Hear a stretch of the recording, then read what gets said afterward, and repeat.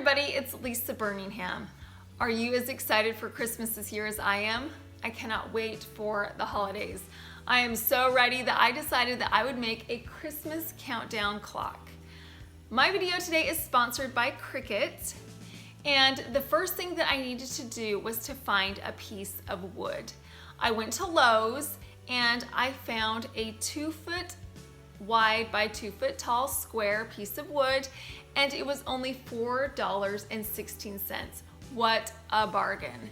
So I began to stain this wood. I used a Minwax antique walnut stain. I took a sponge brush and I painted the stain all over the surface of the wood. Afterwards, I took a paper towel and I wiped off the excess stain because it evens out the color variation so the stain is cohesive across the entire board. I let the stain dry for a couple of hours and then I flipped the board over and I painted the stain on the surface, wiped off the excess with the paper towel, and then let it dry completely. In the center of my countdown clock, I wanted to put a snowflake as a beautiful focal point. In my Cricut design space, I clicked on New Project, I clicked Image, and in the search bar, I typed in the word snowflake.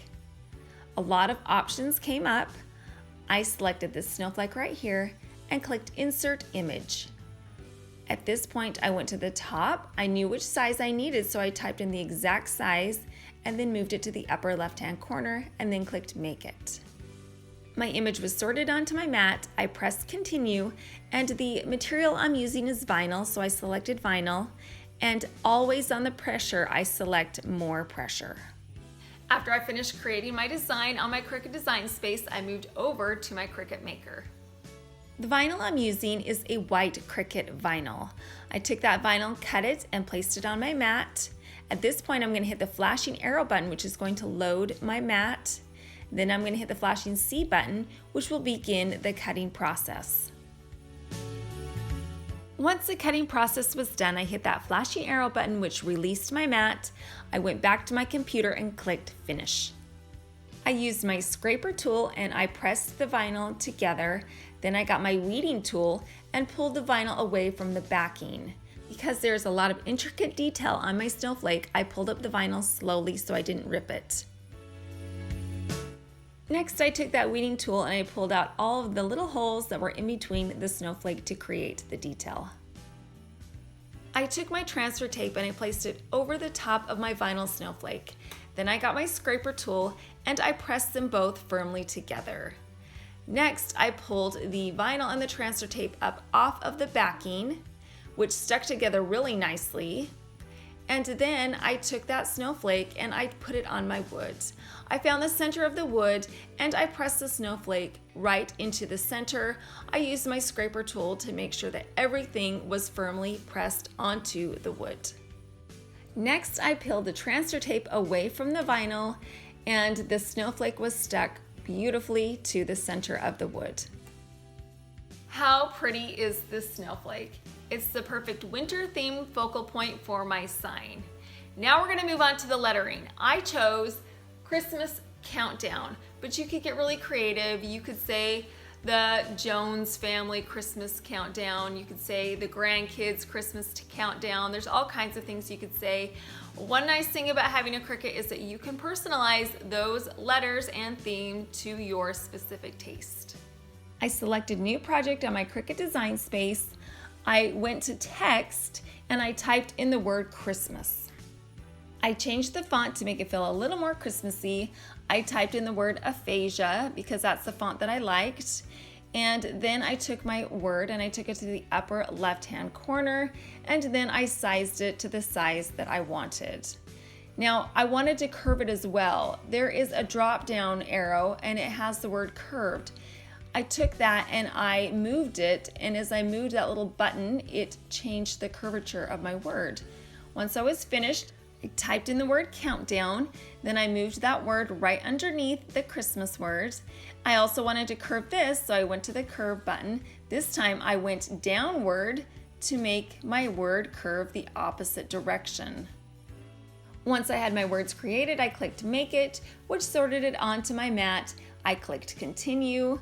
Then I selected my material, which was vinyl, and I pressed more on the pressure. My Cricut machine cut my lettering. I hit the flashing arrow, which released my mat, and then I hit Finish on the computer. My video today is part of the Ultimate Christmas DIY Decor playlist. This is just such a fun collaboration, and it is hosted by my dear friend Natalie Callahan from Design to the Nines. If you don't know Natalie, she is so creative and talented. Be sure to check out her amazing holiday DIYs. I will leave a link to Natalie's channel in the description box below, as well as a link to the playlist. I pressed the vinyl firmly together with my scraper tool, and then I got my weeding tool and I began to pull the vinyl away from the lettering. Again, I did this slowly and methodically so that I didn't pull up any of the letters. I also used that little weeding tool to pull out any of the little circles. Next, I took my transfer tape and I pressed it onto the top of my lettering. I got my scraper tool and I made sure that it was firmly pressed together. I peeled the vinyl and the transfer tape away from the backing, and then I got a pair of scissors and I cut down the center so I could divide my two words, because one was going to go above the snowflake and one is going to go below the snowflake. I pressed the Christmas vinyl word above the snowflake, and then I got my scraper tool and pressed it firmly to the wood, and then I removed the transfer tape. Next, I took Countdown and placed it below the snowflake, and then I took my scraper tool and pressed it firmly onto the wood, and then I removed the transfer tape. Now it's time for a little embellishment. The Dollar Tree has such a great variety of seasonal wood stickers. I selected this variety pack and I picked out the snowflakes, and then I pulled the sticker off the back of each piece. I needed an accent color to my sign, and since the color scheme this Christmas that I'm going for is a copper and gold, I decided that I would choose a gold spray paint. I chose this Bright Coat Gold Rust-Oleum spray paint.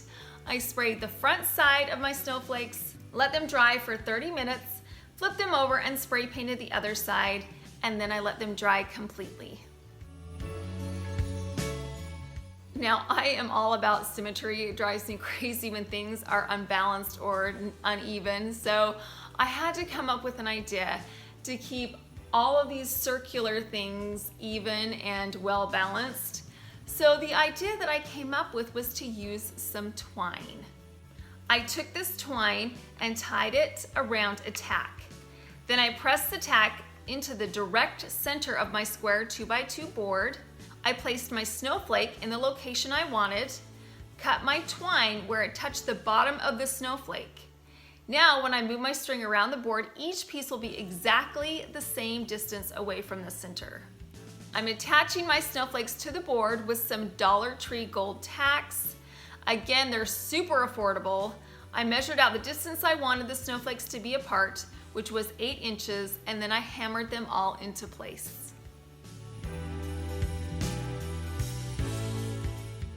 To create my circular shape, I simply took those Dollar Tree gold tacks and I hammered the tacks into place.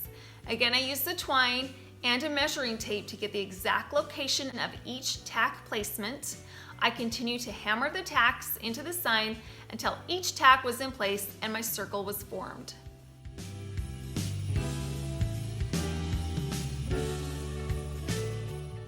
Now that each of my tacks are in place and the snowflakes are on, it's time to create my numbers. I hit New Project on my design space. I went over to Text, and then I just typed in 1 through 25. I changed the font to the same aphasia that I used in my lettering, and then I took my font and I moved it to the upper left-hand corner and I sized it to the size I wanted. Then I clicked Make It, and then I pressed Continue. I selected my material, which again was vinyl, and I hit More on the pressure. I hit that flashing arrow button on my Cricut Maker, which loaded my mat, and then I hit the flashing C button, which began the cutting process. Once the cutting was complete, I hit that flashing arrow button, which released my mat, And then I went over to my computer and hit finish. I pressed my vinyl together with my scraper tool, and then I got my weeding tool, which held down the mat. Well, I peeled up the vinyl. I did this slowly and carefully so I didn't peel any of the numbers up off of the backing. Then I took my weeding tool and I peeled out any of those little circles in between the numbers. Then I put my transfer tape over the top of the numbers. I got my scraper tool and I pressed everything firmly together, and then I removed the vinyl and the transfer tape away from the mat. I cut each individual number out because they were going to be placed on my clock at a different location. Once I had all of my numbers, I peeled the backing up off of the numbers.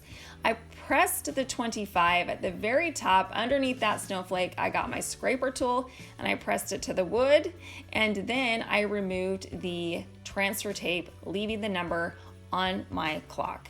I got my string and I put it to the bottom of the number, and I got a pair of scissors and I trimmed it. So now I have a guide to keep each of my numbers the exact distance away from the center. I peeled the backing away from all of my numbers and pressed them onto my board using my scraper tool. I continued to move on until each one of my numbers were firmly placed on my clock. The last addition to my countdown clock is to add the hands. I found these clock hands at Walmart for only 98 cents. What a great deal.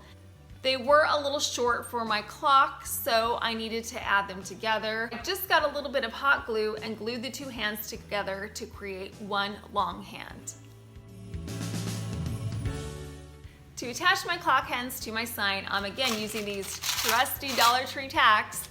I put it right into the hole that was on the clock hand, and I hammered that tack right into place. And the tack held the hand in place beautifully. I was amazed at how well this worked. The hands were able to move around the clock smoothly.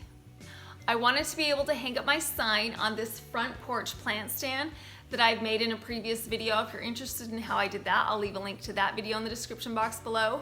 But in order to hang up my sign, I needed to place some hooks on my sign. I got some screw eyes, and to attach them, I took my drill and I drilled a few pilot holes into the top of my sign. And then I easily twisted the screw eyes into the sign. I hung my sign to the plant stand with just some twine. This doesn't weigh very much, so I didn't need any heavy duty rope or anything like that. The twine worked really well. So I just threaded it through the screw eyes and right onto the plant stand, and it hung nicely. If you wanted to, you could put some frame hooks on the back of your sign and hang it on the wall. You could also get a metal frame easel and place it on top of that and leave it on a tabletop or on a foyer table. I'm going to put mine on my plant stand because I wanted it to be low enough so that my little ones could easily turn the dial. To make this sign a stunner, I'm going to take this big thick garland and I'm going to drape it over the top of the plant stand.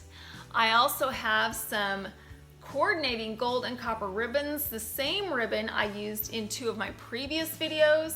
The copper ribbon is from Michael's and the gold ribbon is from the Dollar Tree. I bought a whole bunch last year, so I would be prepared for this year. So that is my color scheme and I'm excited about it. I also have some poinsettias that are in cream and golds. I placed those in the garland as well as a few gold berries. My family and I are ready to start celebrating for this blessed time of year. This classy countdown clock will be a perfect festive way to add some extra excitement to the season. It was so affordable to create this sign. It would be a great gift. You could personalize it and give it to loved ones. Do you know what else would be a great gift? A Cricut.